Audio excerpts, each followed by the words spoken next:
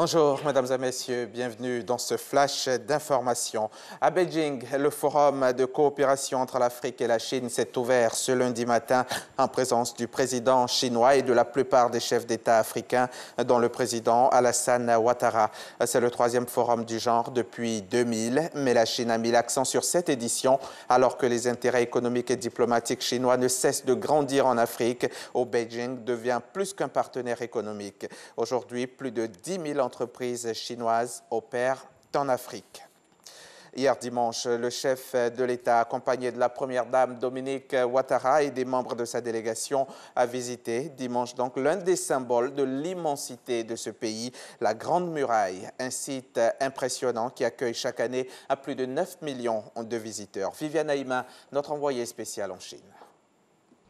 Vestige de l'histoire millénaire de la Chine, la Grande Muraille, que le président de la République Alassane Ouattara et son épouse sont allés visiter dans la matinée de ce dimanche, est un ouvrage gigantesque bâti au cours de 2000 années par les différents empereurs qui se sont succédés à la tête de l'Empire chinois. Le début de sa construction remonte au IIIe siècle avant Jésus-Christ. Les monarques chinois voulaient de cette manière protéger leur territoire contre les attaques des envahisseurs situés plus au nord de leur empire. C'est un mur construit sur 8851 km et bâti en pierre de roche. Il est haut de 7 à 8 mètres avec une épaisseur de 5 à 6 mètres. Au bas du mur, une allée permettait aux soldats de l'Empire d'être en faction. Depuis 1987, la Grande Muraille de Chine est classée au patrimoine mondial de l'UNESCO. Le président de la République et son épouse ont visité le tronçon de la Grande Muraille situé au nord de Beijing. Visite culturelle pour le couple présidentiel ivoirien. Le président de la République n'a pas manqué de dire sa satisfaction pour l'ensemble de cette visite d'État. Vous savez, c'est la première fois qu'un chef d'État ivoirien visite la Chine. Bon, moi, j'en suis personnellement à ma 4e visite depuis mes différentes activités.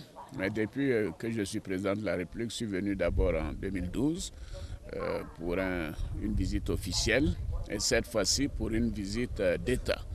Visiter la Grande Muraille est un privilège parce que vous savez, c'est une œuvre qui a pris des siècles, qui a des tonnes de pierres, qui comprend des milliers de kilomètres pour la protection pendant donc des siècles.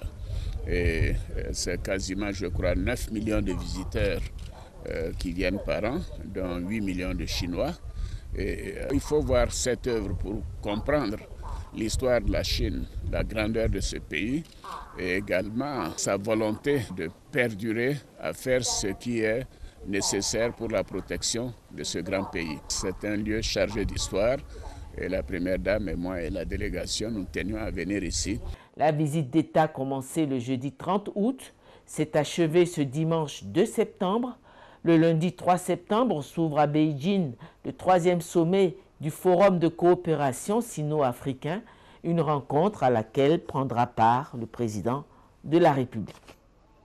Les vacances, c'est fini. Lundi prochain, 10 septembre 2018, les élèves reprendront le chemin de l'école. C'est la rentrée scolaire 2018-2019. Aujourd'hui, 3 septembre, les inscriptions démarrent jusqu'au 7 septembre à la maternelle et au CP1 sur toute l'étendue du territoire national. Avec ou sans extrait d'acte de naissance, les enfants peuvent être inscrits. Quant aux inscriptions dans les lycées et collèges qui ont démarré depuis le 18 juillet dernier, les retardataires ont jusqu'au 8 septembre donc pour s'inscrire. C'est également ce lundi que démarrent les épreuves écrites du BTS, session 2018. L'on enregistre 44 380 candidats qui composeront dans 33 différentes filières. C'est le collège William Ponty de Yopougon qui a abrité le lancement officiel des épreuves. Lancement fait par le ministre de l'Enseignement supérieur et de la Recherche scientifique, Albert Mabry Touakeus. Patricia Omouetia, notre reporter, a pu suivre ce lancement pour vous. Son reportage complet tout à l'heure à 13 h. En attendant, rendons-nous au Kenya où le ministre de l'Intérieur se veut sans pitié pour les sans-papiers. Depuis une dizaine de jours, le pays intensifie sa lutte contre l'immigration clandestine. Le gouvernement a annoncé l'expulsion de tous les illégaux d'ici le 30 novembre prochain, une opération qui suscite la polémique.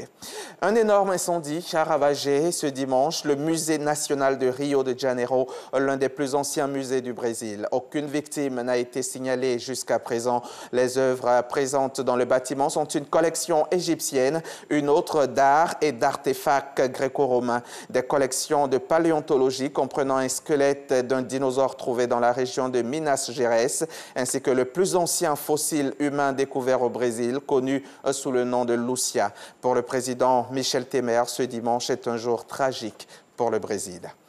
Et c'est la fin de ce journal, de ce flash. Merci de l'avoir suivi. Le journal, lui, c'est à 13h et je vous y attends.